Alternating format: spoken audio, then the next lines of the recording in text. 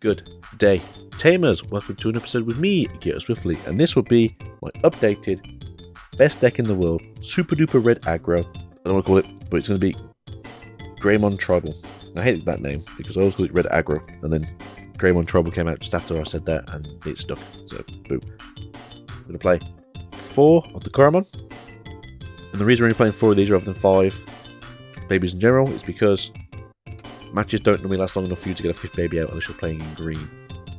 This is the Coromon. If you're lucky enough to have the alternate arts and you are crazy and like to use the alternate arts, carry on. There are some beautiful alternate arts, but not everyone's so lucky to have them, just due to the fact that over here in the UK and Europe, we only got to have 2 events where they were actually released, whereas America they had 8. So if you're in America, you have 8. You got some good stuff there. You enjoy. But the Coromon here, if you don't know what it does, is if you have a Greymon or an Omnimon in its name, you get to draw one you attack, but only once per turn. Now, this is a fantastic card for red because red has the issue most of the time of little to no draw power. Then we're going to do the searches for the deck. That is going to be the lovely 4 of Agumon from BT5, which is reveal the top 3 cards of your deck. Add any card with Greymon in its name and or Omnimon in its name. It's really good because you get to pull out 2. So having not only a Greymon added to hand, depending on what you need, you also get to have your end game finisher in your hand. It's fantastic. Anyone tells you it's not, I don't have to play against this card when it's winning games for you, because it really does. And you have, I think something like 20-ish, maybe 25 search targets in this deck. I'm going to play 4 of the lovely Agumon promo cards here. I was very lucky if you watched the Brazil series, where I think like 3 weeks straight, or 3 card packs of these opened. I was very lucky. I think I brought some sealed packs, basically for like £2 or something at the time, and I think they got loads of these in, so we did get very lucky overall. But this one here is if it has Greymon in its name, it gets 2000 DP. This is great, obviously, for the middle to the end target here. Not so great for the finishing target. If you don't have access to these, I do recommend playing Agumon from the ST7 deck, as these do give you 2000 DP for attacking your opponent. And it's just when attacking. So when attacking, when this is attacks a player, hard run. So when you attack a player, you get 2000 DP for the turn. Now, it doesn't say once per turn, but I think it's just contiguous. But at the end of the day, if you don't get access to the Agumons, this is pretty good, and it's technically even better because of the end board target. So those are the same options and barriers there. So yeah, if you don't have the promos, get these. They're just as good, if not maybe a little bit better. Then we have access with the new Agumon from the EX1, and this is essentially just going to be one of 2 things. 1, this is your Searcher. 2, this is your Tamer Searcher. I know, right? So the best thing like this is it searches any Tamer as well, not just a red Tamer. That'll come a bit later. But that's all this really does. It's just a body for your stack, or if you going to get something on the field. Swing, hope for the best. And then we have access to 2 of the Biomons. Again, you don't have to do this. If you do have access to all the Agumons available, pick whichever ones you think are better. If you think the BT1 Tamer searchers are better, get them. If you think just having the promos and then having the Agumons from the ST7 is better, get them. But again, the biggest issue we do have in a lot of red decks is draw power. And then when attacking once per turn, choose attack a player, draw a card, which is really good. I'm going to move on to the champions now. And first off is we're going to have the super duper awesome Greymon here, which is the if you evolve from a Agumon, reduce the cost by 1. So this is the nice Greymon to have on the field. But if you have Greymon in its name or Omnimon in its name, you do gain 2000 DP when you attack. Not much to say about this one. It's just a nice filler, super duper cheap. Technically, you can cheat it out for 0. I do enjoy that card when I can. So the next one's going to be the ST1 Greymon. And this is just here's effect. When attacking, screw attack +1. Screw attack +1 at all times, but then again, you're only going to use it when you're attacking, so oh well. Not much to say about this card. It's fantastic. I know in America it's super duper expensive right now because everyone wants to play red, because red's Very coolest deck, and it's only just about now getting its value out in the game. And then the last two champions you play are Goonimon. So the reason for this is because you do play Tamers in this deck that are red, and you also get the chance of having Agumons on the field that you can just evolve into for 2 and swing for game. Nothing special here, they're just fantastic cards. The 2-cost champions on Tamers is probably the most cheatiest thing we've ever had in this game, and I absolutely love it. Next, we're going to be playing 4 of the brand new Metal Greymons. And the reason why is because we have the one attacking effect. You can delete an opponent's Digimon for 4 faster DP or less. But we're having it for the inherited effect, and the inherited effect is if you're a machine or a Dragonkin, which is what War Greymon is, you gain piercing. Having the chance of having piercing on a War Greymon that's going to be destroying your opponent's security is fantastic, because they could block you, but it didn't do anything. It's free to do.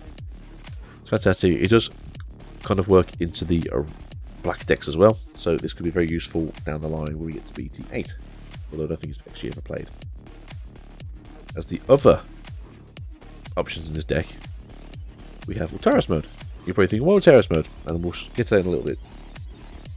The cool thing about this is if you have this on the field already and you're evolving it and evolving it and evolving it at sort of a level 5, you actually will continually delete things for 4000 DP, which can be really funny. I know there's a lot of people, it can be really funny. Looking at you, Rocky Rush. And then here, all your Digimon has Omnimon or Greymon its name, you gain 2000 DP. This can make things chunky, like really chunky. But that's all we're going to play for these guys for. They're just there basically as cheap Digivolution sources as well as filler for this filler. Best All Greymon I've ever seen. Don't at me. Don't at me. Your turn. Every 2 Digivolution cards that Digimon has gains Secure Attack +1. On a regular stacked Digimon, you'll have your own swing and 2 more. That's 3 swings. If you have the Greymon with Secure Attack +1, that's 4 swings. If you have the Greymon and then 2 of these underneath it as well, that's 5 swings. If you have Tai, that's 5 swings. But wait, there's more. If you're not a fan of this, which you might not be, you can also play 2 of the ST1 War Greymons. This is when Digivolving, you gain Security Attack +1 for the turn. And they are free costs, this is more likely to happen if you need to do it this way. And then your turn, this Digimon doesn't activate security skills. On option cards it checks. This card is slept on super hard. And I don't understand why, because it's fantastic. And in a deck like this, where you're going to be pumping out the extra DP, there's a good chance you'll be swinging for at least 3. I do think a lot of people sleep on it a bit more than they should do. Especially right now where Security Control is such a crazy deck. Then we play 2 of these just to finish out games. You want to see them, you're going to find them. You only want to see with Blitz. And essentially it's just you swinging with that, you survive, you unsuspend, swinging again, win a game. And that's pretty much how Red plays and has played for basically since BT5. It's a good deck.